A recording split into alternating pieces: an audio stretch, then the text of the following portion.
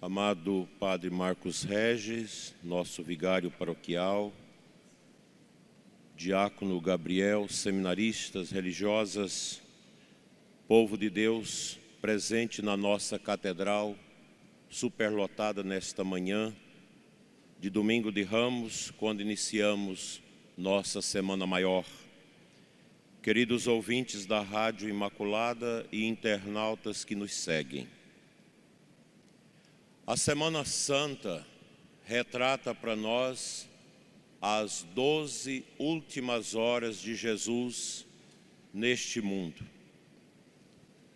E pode ser resumida com esta frase: a humildade que nos salvou por amor. Os gregos têm uma palavra que resume esse movimento de Cristo, do seio do Pai e da força do Espírito que veio nos visitar. Kenosis. É um rebaixamento, que nós traduzimos também por humildade.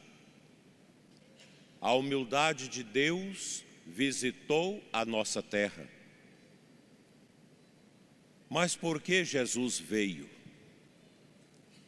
Veio em razão da concupiscência e do pecado que avassalaram o coração de Adão e Eva no paraíso.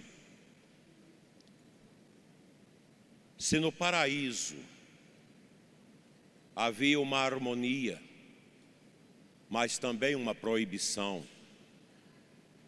porque a nossa liberdade ela tem um limite, ela não pode ultrapassar esse limite, que é o limite do outro, o limite do próprio Deus. E o demônio, inimigo da obra de Deus,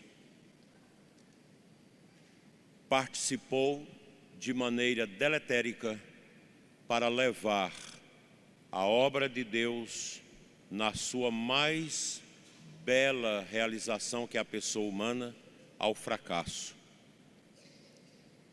E foi exatamente naquele jardim do Éden que o demônio levou Eva e Adão a ultrapassarem o limite da liberdade. E eles foram inoculados pela peçonha da serpente infernal. Façam, vocês serão maiores do que ele. Ao pecarem, ao desobedecerem, eles se tornaram nus. E pegaram ramos do jardim para cobrir a sua nudez. Hoje nós pegamos os ramos para aplaudir o novo Adão que veio descobrir a humanidade desta nudez, o Cristo. Se aquele jardim tão harmônico feito por Deus foi o lugar onde a desobediência passou em solidariedade para toda a humanidade, a concupiscência, a inclinação ao pecado, desvirtuando a vontade e a liberdade humanas, o Cristo é descido morto ao jardim do Gólgota, para dali ressuscitado trazer a nova ordem à criação. O mistério do Senhor, a descida de Cristo ao mundo, Deus que toma a nossa mortalidade, a nossa carnalidade, para de dentro desse fracassado projeto pudesse trazer a iluminação de uma glória que derrota o próprio demônio, o autor do pecado e do orgulho. Estamos, meus irmãos, na Semana Santa. Todo este cenário que culminou no sacrifício de Jesus, nós vamos visualizá-lo na nossa liturgia durante esta semana. Cristo, o novo Adão, o novo ser, o novo éon. Se o dia do pecado trouxe a escuridão ao mundo, a paixão do Senhor, a sua entrega na cruz, restabeleceu a luz para sempre no coração de todos nós. Mas é bom lembrar, meus irmãos, que o pecado original, perdoado no batismo, continua a incidir dentro de nós através da concupiscência. São as inclinações ruins que todos nós temos dentro de nós desde o nascer até o morrer. Daí a nossa vida é uma vida de seguir o Cristo na sua paixão, na sua via sacra, para morrer de nós mesmos, para poder viver nele. A Semana Santa foi um itinerário que deu início em Jerusalém com os cristãos, com a igreja que foi se organizando. A peregrina Egreia ou Etreia, no século IV, deixou escrito para nós o seu itinerário de visita à Terra Santa, a Jerusalém. E ela conta-nos que já naquele tempo a Semana Santa, chamada pelos cristãos de Jerusalém de Semana Maior, já era muito bem celebrada. E ela quis rezar em todos os lugares por onde passou o Cristo na sua dor em Jerusalém. E aqui, meus irmãos, é bom lembrar, séculos e séculos, Deus foi economicamente comunicando o seu amor à humanidade perdida. Até a escolha de Abraão, nosso patriarca e pai na fé, constituindo o povo judeu para ser o povo da antiga lei, da antiga aliança. O povo que faria um caminho de êxodo, um êxodo no deserto, à guisa da orientação de Moisés. E no deserto, no sofrimento, que retrata também o nosso.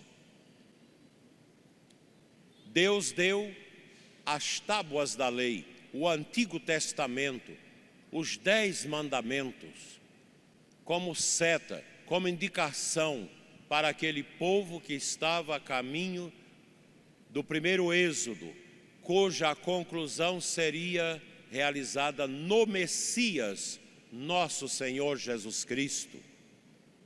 O povo chega, o povo vive a travessia agora do Jordão, após atravessar as águas salobras do Mar Vermelho, atravessaram o Rio Jordão para viver um lugar onde a terra jorra leite e mel. E foi daquele deserto que veio João Batista ao Jordão para anunciar que o novo êxodo estava a começar. E nas pegadas de João Batista veio Jesus para cumprir esta realidade. E o batismo dele no Rio Jordão é o início do novo êxodo. O primeiro êxodo teve o início na travessia do Mar Vermelho. O novo êxodo começa com Jesus na travessia pelo batismo no Jordão, iniciando a nova aliança, que é selada, meus irmãos, na cruz do Calvário, onde nosso Senhor é a vítima. Os judeus ofereciam no templo as vítimas para serem imoladas pelos pecados. Isso era feito no altar, e Jesus é também o altar. E era feito pelos sacerdotes do templo, mas Jesus agora é o sacerdote eterno. O sacerdócio antigo passou, os sacrifícios antigos terminaram, o altar do templo, que fora destruído em 586 a.C. pelos babilônicos, recebe a profecia de Cristo, que o templo seria destruído e não ficaria pedra sobre pedra. Que Jerusalém não é mais o epicentro. Jerusalém não é mais a cidade do povo eleito, que no Salmo 120 reza: que alegria quando ouvi que me disseram, vamos à casa do Senhor. Porque Jesus agora inaugura um novo templo. A Arca da Aliança, desaparecida por ocasião da destruição do templo por Nabucodonosor, quando o profeta Jeremias a esconde no Monte Nebo, nas cavernas, nunca mais apareceu. Porque agora a lei se cumpriu em Cristo. A gente vai a Jerusalém rezar, ver os lugares históricos, mas o povo judeu atualmente não tem mais nada a ver com o processo da revelação que concluiu com Cristo. A nossa Jerusalém é aquela que São João mostra, é a celeste, a Jerusalém do céu. E João, na ilha de Pátimos, exilado, teve a revelação do Apocalipse que ele escreveu. Os cristãos agora correm para a Jerusalém celeste, onde está o Pantocrátor, o Rei, o ressuscitado. A Jerusalém terrestre foi a figura da Jerusalém celeste. Se na Jerusalém terrestre o grande rei Davi prefigurou Cristo, na Jerusalém celeste nós temos o Rei eterno. E ainda mais, se a Arca da Aliança, que marcou a vida de Davi e do povo da antiga aliança, agora sumida, João vai dizer: não, ela está no céu. Ela é a mulher revestida de sol com as 12 estrelas na cabeça. Esta é a arca. E é verdade. O grande rei, na Jerusalém celeste, tem ao seu lado a grande rainha. Como no Antigo Testamento os reis de Israel sempre escolhia como rainha não uma de suas mulheres, mas a mãe. E nosso Senhor é o Rei, que ao seu lado na Jerusalém celeste tem a nova arca, a rainha do céu, a rainha da terra, Nossa Senhora, para nos garantir o caminho para a eternidade. A Semana Santa, meus irmãos, é essa semana maior, como dizia a grande peregrina Egreia, a semana maior dos cristãos, onde os salmos são cantados, a escritura lida, o evangelho proclamado e as almas alcançadas pela esperança que não morre, a esperança de eternidade. Esse, meus irmãos, é o nosso mundo, marcado pelas contradições, pelas dores, pelos sofrimentos.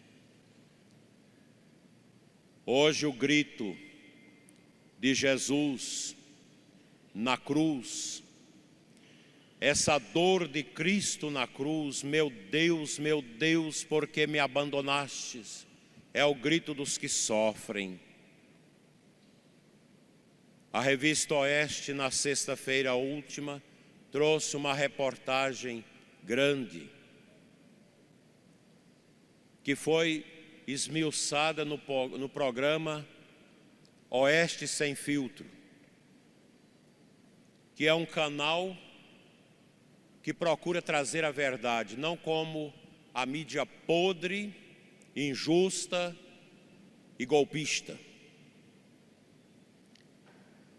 E a reportagem traz o grito de dor, o grito de sofrimento do povo gaúcho, que passou pelas inundações de 2024 de grandes sofrimentos. E a repórter foi lá e contemplou a dor daquele povo. 36 suicídios já contabilizados por aqueles homens que, não dando conta de pagar as suas dívidas, porque não tiveram a ajuda do desgoverno, que é contra o agro, que é contra os produtores, para reerguer de suas vidas e pagar as suas dívidas, acharam por bem tirá-la. O sofrimento, essa é a dor de Cristo. E a repórter narra uma cena dolorosa que me cortou a alma, que me cortou o coração. Quando os enviados da justiça com a polícia chegou para tomar os maquinários de um produtor, homem das mãos calejadas, que por causa do sofrimento das enchentes perdeu tudo, não tinha como pagar. E eles foram receber pelo menos um pouco, tomando os seus maquinários. E ele disse: me aguarde um pouco, eu volto com as chaves de tudo para entregar. E como ele demorasse, eles foram atrás. Quando entraram na casa, ele estava pendurado numa corda, morto, por causa da dor. Essa é a dor de um homem trabalhador, envergonhado diante da sua família, por não dar conta de pagar as suas dívidas. Onde está o governo? Longe. Longe dos que sofrem. Num sistema, num regime em que se rouba dos idosos. Ontem mesmo eu vi uma reportagem, uma idosa, que eles roubaram tanto, e ela não recebeu nada ainda, e ela chorava diante da reportagem. Essa é a dor da humilhação. Cristo continua gritando na cruz de muitos sofredores, de muitas pessoas que se angustiam pelas injustiças. E vamos lembrar os presos injustamente, que estão encarcerados. Anos e anos de condenação, sem ter feito nada, como alguns aqui da nossa diocese, inclusive exilados em grande sofrimento, porque não conseguem se entregar para morrer na cadeia por causa das doenças. Vamos rezar nessa Semana Santa, meus irmãos, pela libertação do mundo, pela libertação da violência, das guerras, e que na cruz do Senhor nós continuemos a olhar e nela ter a esperança, a única esperança de vencermos as tribulações deste mundo, praticando o bem, a justiça, a caridade, vivendo as virtudes para alcançarmos a Jerusalém celeste com Deus. Que a Santa Cruz do Senhor, ao lado da qual chorou Nossa Senhora, com o discípulo João, cruz de onde descera o corpo frio de Jesus, para ser colocado no túmulo, para de maneira brilhante ressuscitar no domingo e nos dar a vida nova. Esta cruz, meus irmãos, iluminada pela esperança, que com Nossa Senhora, a Imaculada, nós queremos carregar até o último dia da nossa vida, vivendo bem na nossa família, vivendo bem na nossa comunidade, evangelizando, anunciando a vitória do querigma, que é Cristo vivo em nossos corações. Assim seja. Amém.